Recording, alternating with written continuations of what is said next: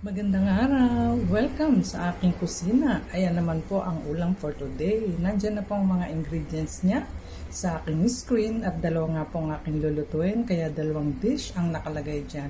Inuna ko na nga po magprito ng 2 pirasong luya sa konting mantika. At yan, i-brown ko lang saglit at aking pong piniprito na ang aking fish tail. Ayan po. Saglit lang po piprituhin ang ating isda side to side. Ayan, katulad sa nakikita nyo po. At nasa mahinang apoy. Ayan po. At nagkataon din naman po na sumunod ang aking isda at prito ko rin po yung other side. Ayan. Sa kabilang salangan naman po, ako'y nagpapakulo ng konting tubig.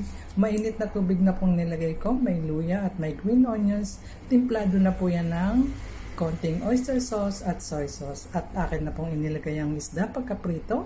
Sinamahan ko po ng mga natitirang green onions at nilagyan ko na rin po ng asin at konting asukal para maging balance po ang kanyang lasa. Ayan.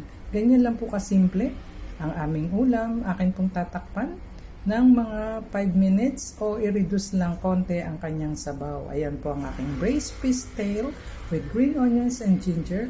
And thank you for watching. Bye-bye!